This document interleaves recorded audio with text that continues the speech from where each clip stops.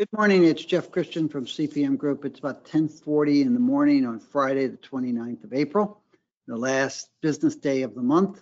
I have a variety of topics I want to touch on briefly, if I can briefly, today, talking about different things, US GDP in the markets, what's happened this week and where we think it's going next. Talk a little bit about the ruble and some other issues that are coming up. US GDP came out yesterday at negative 1.4% in the first quarter. The most surprising thing I noticed about it was that the press kept saying that this was in contrast to a consensus that GDP might have declined to about a positive 1% in the first quarter. I had not seen those kinds of consensus forecasts. What I was looking at were a lot of economists, mainstream economists, real economists, not the gold and silver. We're going to have a 20% decline in GDP. What I had been seeing was a lot of economists saying that we could have 0 or a negative 4.4 or negative 0.5% GDP in the first quarter. There were obviously a number of issues that were going on, including supply chain disruptions, still higher inflation, some hiccups in various sectors of the economy. And the view was that we would see a lower and possibly even negative real GDP in the first quarter. So the major surprise I had was that other people thought that we wouldn't see negative. The second thing is, yeah, we saw a negative 1.4%. That is bigger than we thought and that we expected and that others seem to have been expecting. But if you looked at it, the biggest declines really were in business inventories. And that reflected delivery problems with trucks as well as ships at sea and ports and longshoremen. And it also, other issues with the supply chain disruptions. It also, I think, reflected the fact that we had a war start at the end of February that has had a major negative effect on economic trends.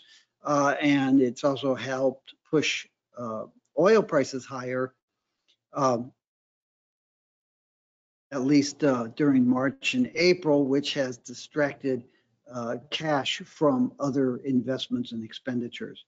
So we have seen this. The expectation is that it's probably a one-quarter dip, that we'll see positive growth going forward over the next few quarters.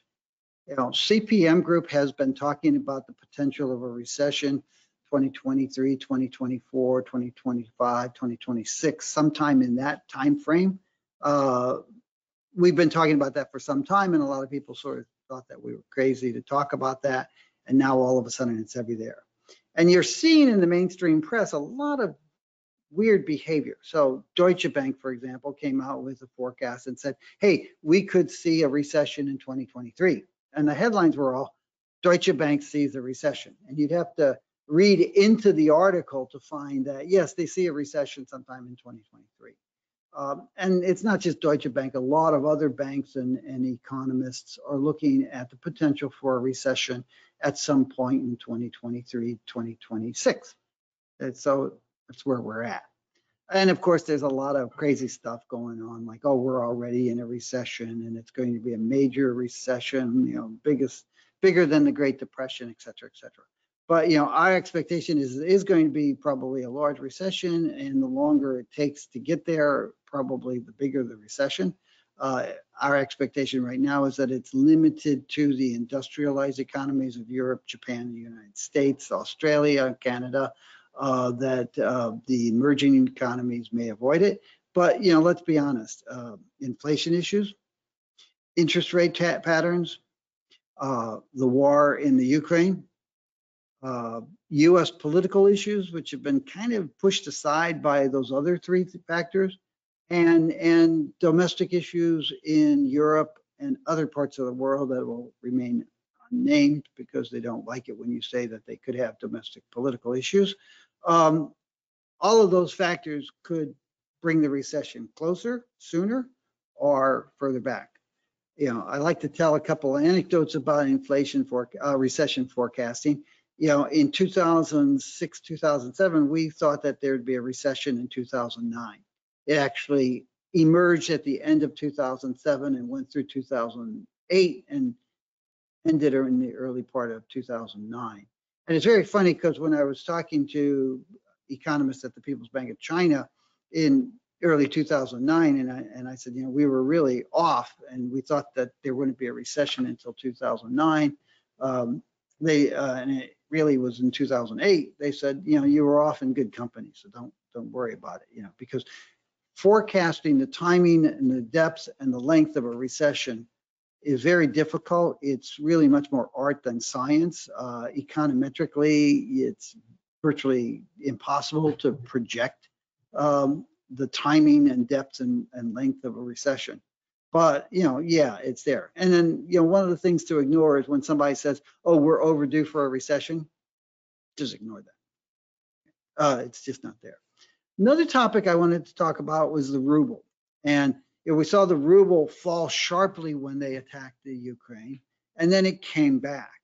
And you're seeing Putin apologists. It's really, it's Rand Paul, but, the British said, oh, Rand Paul just said that we're authorized to take back the United States, Canada, and Australia because we used to control you guys.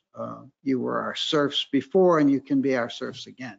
But it's not just Rand Paul. It's a lot of people and a lot of gold promoters who are going out of their way to sort of apologize for Russia's invasion and justify it and shit. Really bizarre. And they also keep talking about how the ruble is soaring. Well, here's the short-term ruble, and you can see how it plunged when they attacked Ukraine and sanctions were put in. And you can see that it's crawled its way back to where it was really in November, October of 2021. Now, people keep saying, well, the ruble is surging. Well, it's not surging, but you have to understand why it's rising. It's rising because the Russian government said, first off, foreign investors who represent 80% of the stock market in Moscow cannot sell Russian assets. And actually, I think there are even trading restrictions on it, buying or selling. It's really the Russian government and the Russian banks that are the banks that go along with the Russian government doing it. And then the Russian government said, okay, Europe, you can pay for your oil and gas in euros to Gazprom Bank, which will promptly sell those euros for rubles. So this whole recovery is inspired and reflects the Russian government's buying rubles and the Russian government requiring Gazprom Bank and other Russian banks to buy buy rubles. So it's not like anybody in the real world is saying, hey, ruble looks really good at 1 penny for one penny US to the ruble. It's really a manufactured recovery manufactured by the Russian government and the banks that play along with it. You've also seen since late February, initially the Russian government said, well, we won't take payments in Europe, in euros or dollars. Now, this week, we had a client in Russia who said, I was going to pay you in Chinese yuan, but I can't anymore. The Russian government will not allow that. So if you want to be paid, you want to be paid in rubles. So the ruble is not strong. And the ruble is not rising because of any natural thing. The ruble is rising because it's a managed increase.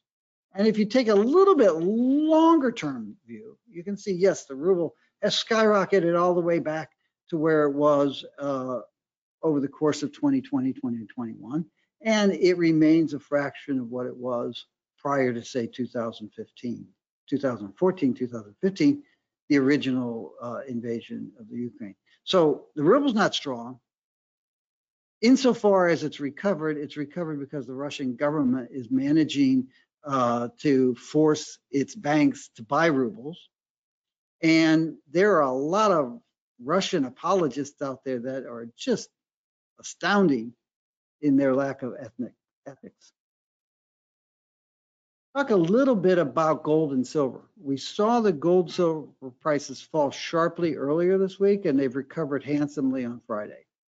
In addition to that, it wasn't just the gold and silver prices. Commodity prices, except some agriculturals, oil was off, industrial metals were off, gold, silver, platinum, palladium were off, the stock market was off. And they were off for a variety of reasons. One was that the Fed was signaling that we'll probably see a 0.5% increase in interest rates at the end of the FOMC meeting next week. And that put the spook into financial assets and commodities, and you saw them all come off. Yesterday's negative GDP figure, and bigger negative GDP figure than the Fed and others had been expecting, and a worsening of the war situation, an increase in the war premium, have reversed that. And it's going to be very interesting to watch the Fed's meeting next week because, they had been talking about a 25 basis point increase. Then they were saying, well, given that the persistence of some inflationary conditions, maybe we're going to have to raise it 0.5% interest rate increase next week.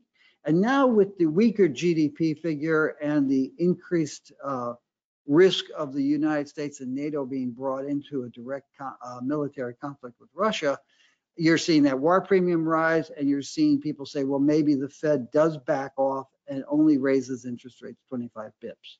So you're going to see uncertainty for the next several trading days until the Fed FOMC meeting issues its statement. And that's sort of where we are. If the view is that the Fed's going to be more militant in fighting inflation, you could see gold and silver prices come off again. If the war premium increases and the view is that the Fed is going to be careful so as to not throw us into a recession earlier rather than later, then you might see gold and silver continue to recover and move back up higher. Now, CPM Group has tentatively agreed, or I guess we have actually finally reached an agreement with Cambridge House. I will be speaking at the Vancouver Resource Investment Conference, as will one of my colleagues. I hope to give I plan to give a presentation on gold and silver supplies, reserves, and inventories, issues that have been distorted by promoters and people who just don't know what they're talking about. So I hope to give that presentation. They've also, the Yukon Mining Alliance, which has a session within the VRIC, has asked me to speak on gold, and I plan to do that. I will be on a panel discussion about silver with Jeff Clark, and maybe they'll get some other people in there. There are other panel discussions, including corporate capital formation issues, that one of my colleagues and/or I may participate in. It's sort of up in the air. We have asked for a room to have an open forum question and answer period, sort of challenge your assumptions, come in and just talk to Jeff Christian and CPM Group, ask us questions, ask us to clarify certain things that maybe have been distorted by others or that you just don't understand. The Cambridge House is trying to find a room for us to do that, and we'll see where that goes. I encourage everyone to register and to attend, especially if you're in Vancouver. It's a relatively low registration fee just to get in to the sessions and such, and it should be a real hoot of a time. Very interesting set of events, and that's there.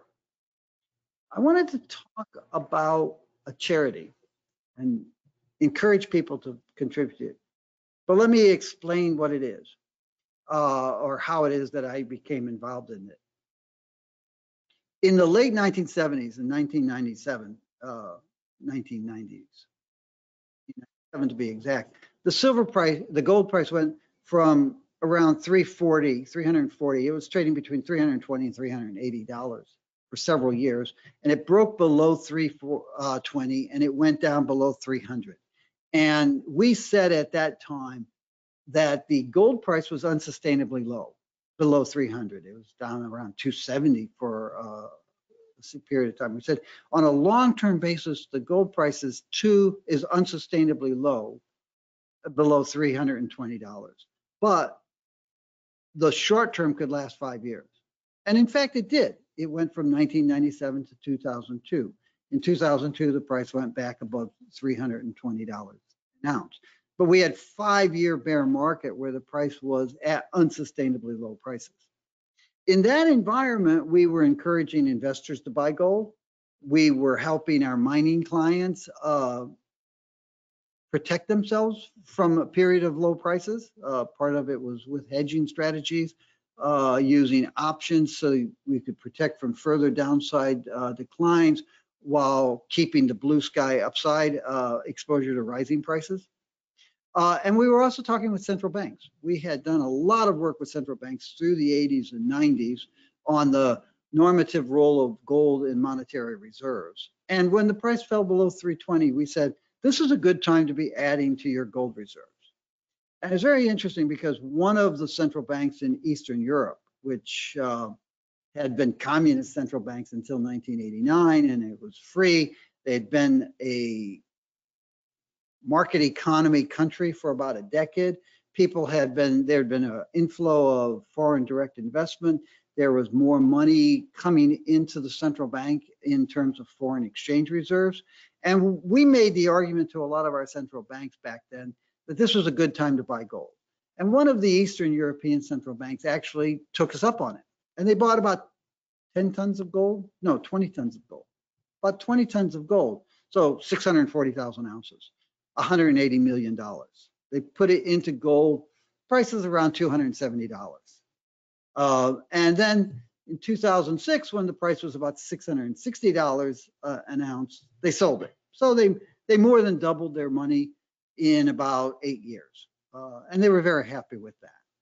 And through our involvement with the central bank, we met it's the Romanian American Chamber of Commerce.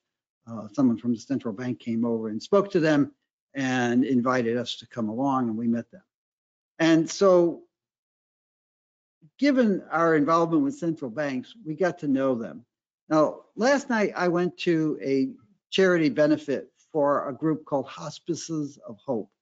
And it's a British organization. So the charity event was in conjunction with the Consular General's office, the British Consular General's office to the UN, and the Romanian American Chamber of Commerce. And Hospices of Hope is a British NGO that provides hospice and palliative care to children, but also to adults in Romania, and then they also work in Moldova, Serbia, and Albania. And for those of you who know, palliative care and hospice care was woefully inadequate, if not completely non-existent, in the communist era in Eastern Europe. So Hospices of Hope has been around since I think about 1993, shortly after communism fell and you started seeing open economies and societies in Eastern Europe. And they do a lot of really good work. And now, in addition to everything that they're doing on the hospice and palliative care for children, and summer camps for children with life-threatening issues, medical issues, they're also housing Ukrainian families. And Romania, you may know, has about 800,000 Ukrainian refugees. It's the second largest location of Ukrainian displaced people right now after Poland. And Hospices of Hope is housing as many of them as they can. So I made a nice donation at this charity event last night. I'm going to encourage everybody who's watching this to make a donation as well. And here's their address and their website and their phone number for their US office. And an ounce of gold is $1,916 today.